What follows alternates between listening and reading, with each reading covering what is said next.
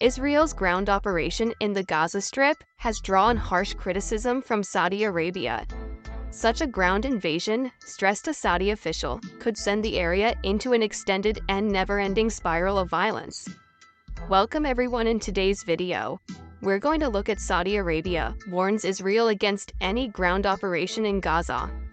He called attention to the genuine dilemma and moral obligation that the international community, and especially the UN Security Council, faces, and urged prompt and decisive action to end the violence, safeguard people, and resolve the current conflicts.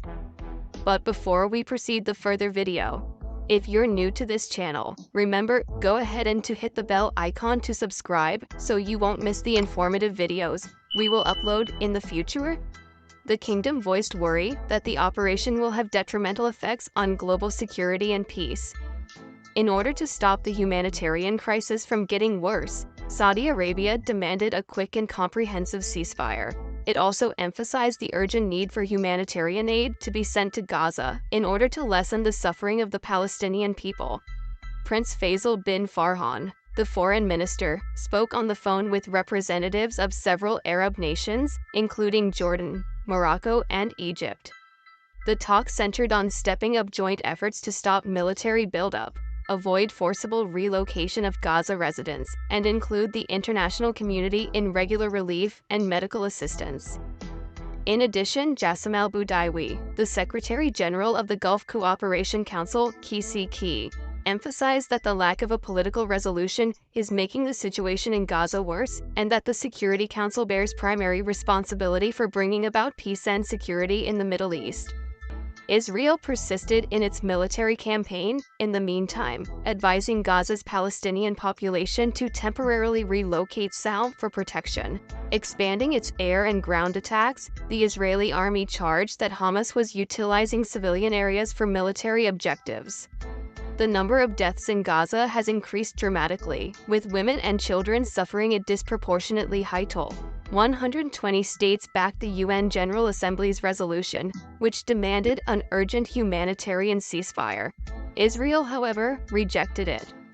The Saudi Crown Prince informs the President of Iran that he is in contact with all international parties, emphasizing the need to cease war crimes against Palestine in Tehran's statement. Attending the Asia-Pacific Economic Cooperation Leaders' informal dialogue with guests on November 18, 2022, in Bangkok, Thailand, is Saudi Crown Prince Mohammed bin Salman. At Saudi Arabia's Riyadh, the president of Iran and the de facto leader of Saudi Arabia discussed the conflict between Israel and Hamas over the phone, which started when the terror group launched a huge attack on the Jewish state over the weekend, according to early Thursday Saudi state media. Ibrahim Raisi, the head of Iran, called Saudi Crown Prince Mohammed bin Salman on Wednesday.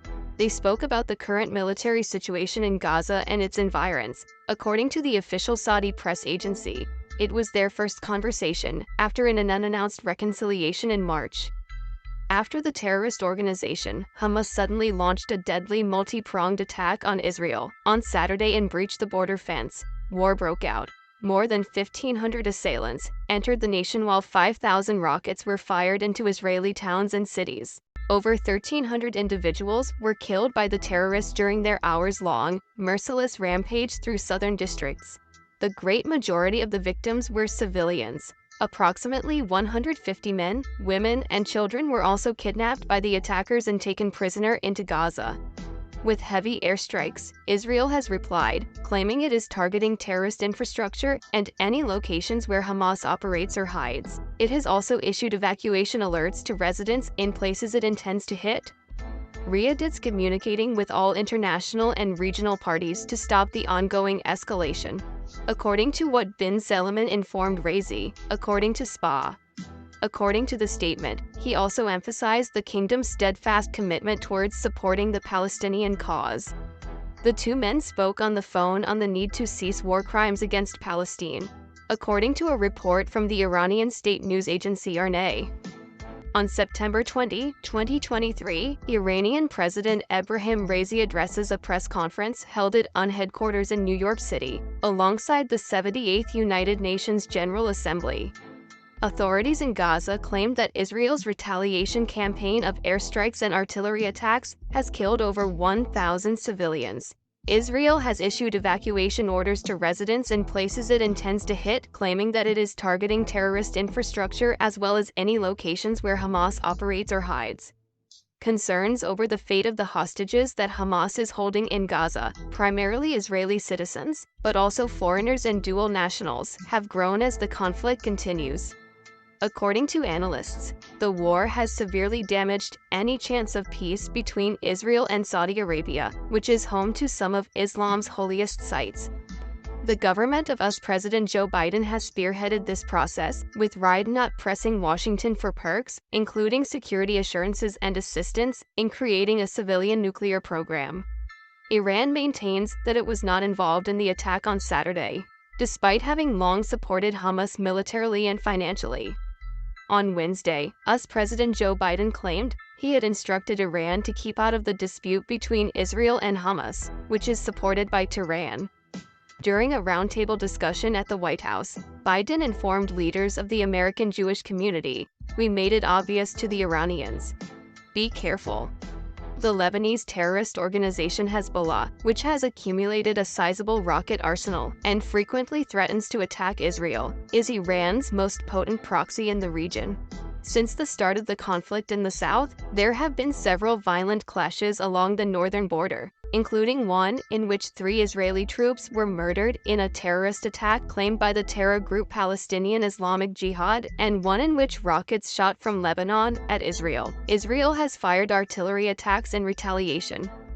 Following a 7-year break, Saudi Arabia and Iran declared in March that they had reached an agreement to resume relations thanks to mediation by China. The 38-year-old Saudi leader said he was exerting relentless efforts through regional and international communication to produce coordination that pushes for a halt of the current escalation, during a phone conversation he had on Wednesday with Turkish President Recep Tayyip Erdogan. According to reports in Turkish media on Wednesday, Erdogan was in talks with Hamas to free captives who had been abducted. According to the Turkish news outlet Haberturk, Erdogan gave the order to begin negotiations. Additionally, it stated that he has been actively involved in efforts to prevent the situation from getting worse.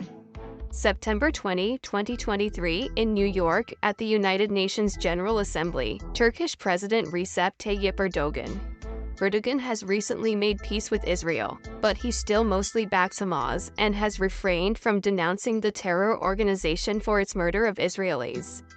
He criticized the West earlier in the day for blindly siding with Israel and urged moderation on all sides. Referring to Israel's bombardment of Gaza, he declared, "A struggle carried out with all types of terrible techniques is not a combat but a massacre." That's all for today's video. Are you conscious of the fact there are acute shortages of necessities for Gaza's 2.3 million citizens because of the continuous fighting and embargo? Don't forget to like the video and hit the subscribe button so you don't miss any new videos from our channel. Thanks for watching and see you all soon.